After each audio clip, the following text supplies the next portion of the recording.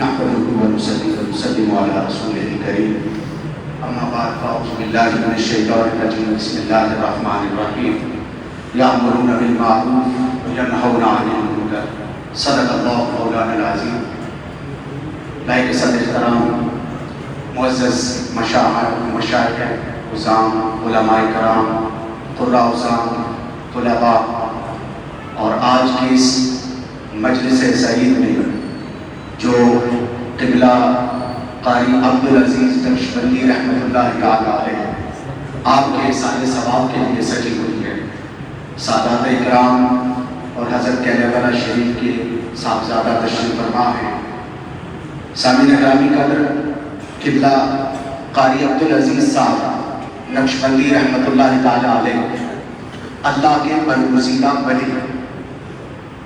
اب ولایت ہمارے خیال میں عبادت، ریاضت، مشاہدہ، مراقبہ، رابطہ، شاید اس چیز کا نام ولایت ہے. اور ہے بھی یہ کہ یہ اس کی منازل ہیں، یہ اس کے طریق ہیں. مگر ایک اللہ کا ولی جو مجاہدانہ انداز میں یوں کہہ لے کہ اللہ کے نبی صلی اللہ علیہ وآلہ وسلم کی سیرت کا عملی نمونہ بن کر اور انبیاء اور رسول کے طریق پر چل کر جو سراپا قرآن بن جائے، جس کا اوڑھنا بچھونا قرآن، چلنا پھرنا قرآن، محبت کا معیار قرآن، تعلق کا معیار قرآن، اس کو اللہ رب العزت نے کامل ولی کا درجہ عطا فرمایا. ہمارے ہاں معلوم ہے کثیر تعداد حفاظ کرام کی بیٹھی ہے.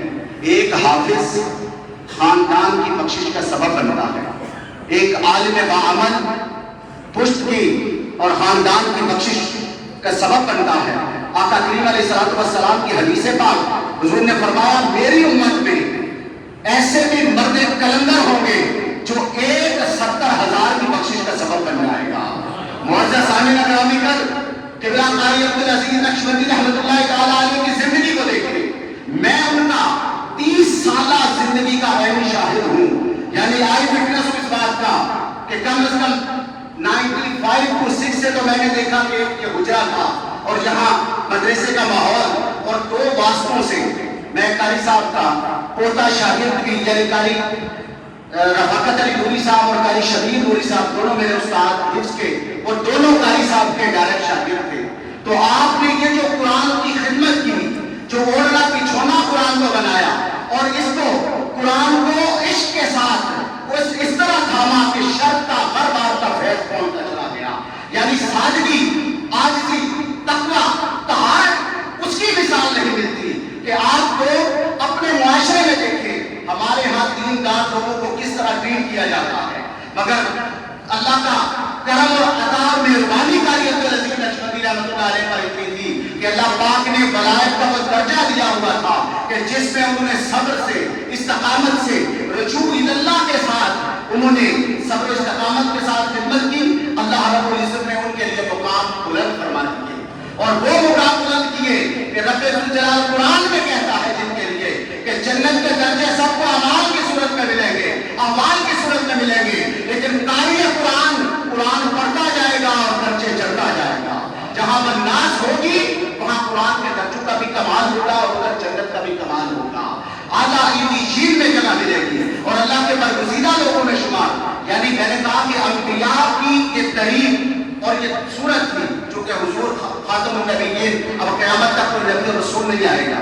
اللہ کے نبی صلی اللہ علیہ وآلہ وسلم کی امت میں اللہ نے قرآن میں فرمایا ایسے لوگ ہوں گے یأمرون بالمعروف وینہون عن المنکر.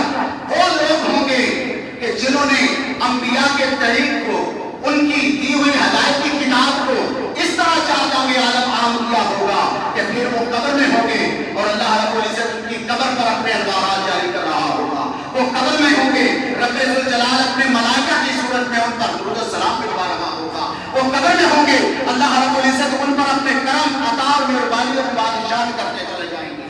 معزز سامعین گرامی میرا تعلق چونکہ اس لالا موسیٰ کے ساتھ ایک نسبت کا حضور خواجہ نور احمد خان رحمۃ اللہ تعالی علیہ میرے آقا نعمت، ان کا تعلق قبلہ قاری صاحب کے ساتھ اتنا پیار کا، محبت کا اور شفقت کا تھا جس کو ہم نے آنکھوں سے دید نہیں دیکھا. اور صرف قرآن کی خدمت میں قاری صاحب کے اعمال کو آپ دیکھیں. میں اس بات کا نہیں شامل ہوں کہ آپ ربیع الاول پہ آپ بڑے اچھے انداز میں بڑے منظم جلوس نکالتے ہوں گے. یہ اس وقت کی بات ہے جب یہ جی ٹی روڈ تنہا جی ٹی روڈ تھا. اس وقت قاری صاحب کا عشق اور خدمت دین اور حضور کی محبت کو عام کرنے کا یہ طریقہ تھا کہ باقاعدہ پورے جی ٹی روڈ پر اس وقت لائٹیں نہیں تھی. یہ وقت اس وقت کا جب جھنڈیاں لگائی جاتی ہیں, بانس لگوا کر جھنڈیاں لگوانا اور باقاعدہ ربیع الاول کے جلوس کا استقبال کرنا, یہ سارے ان کے شاگرد اور متعلقین جانتے ہیں اس بات کو. یعنی آپ نے خدمت قرآن کی وہ بھی کمال, خدمت مسلک کی وہ بھی کمال, خدمت صوفیہ کی وہ بھی کمال, نسبت کی وہ بھی کمال, اور اس نسبت کا اظہار آپ دیکھ رہے ہیں اور آپ کے فیض کا بھی کمال آپ دیکھ رہے ہیں. صرف پاکستان نہیں, شرق تا غرب, جنوب تا شمال, یہاں تک کہ جب قاری صاحب قبلہ رحمۃ اللہ تعالیٰ علیہ اپنی جان آفری کے سپرد کر رہے تھے, اس وقت آپ کا پوتا دیار اندلس میں قرآن سنا رہا تھا. اس سے بڑا فیض کیا ہو سکتا ہے کہ اللہ پاک نے آپ پر یہ لطف و کرم کیا کہ آپ کے بچوں کو یہ صالحیت دی اور قرآن سے ایسے متصل کیا, ایسے جوڑ دیا کہ وہ 4 دانگے عالم قرآن کے فیض کو عام کر رہے ہیں. بس دعا ہے کہ اللہ رب العزت اس گلشن کو یوں ہی آباد رکھے, پھلتا پھولتا رکھے, اور اس میں مزید تجدید آئے, اور اللہ رب العزت ہمیں عمل کی توفیق عطا فرمائے. اور یہ پیغام چونکہ حضور سیدی شیخ الاسلام کی طرف سے بھی آپ کے سارے خاندان کے ساتھ انہوں نے تعزیت کر بھی دی, اور میرے پر بھی یہ ذمہ داری تھی مرکز منہاج القرآن کی طرف سے بھی, اور ہمارا جو department directorate of foreign affair پورا ڈیلیگیشن ہمارا آج کی اس خدمت میں حاضر ہوتا, لیکن ہمارے بیمار ہونے کی وجہ سے ڈائریکٹر صاحب نہیں آ سکے. تو پورے منہاج القرآن کی طرف سے تعزیت, کیونکہ ہمارے قبلہ قاری عطاء المصطفیٰ صاحب ہمارے اسپین سینٹر کے ماشاءاللہ عظیم قاری القرآن ہیں, اور آپ نے وہاں اپنا جو عہدہ لگایا ہوا وہاں دیار غیر میں بچوں کو قرآن آشنا کر رہے ہیں. یہ سارا قاری صاحب کا فیض ہے.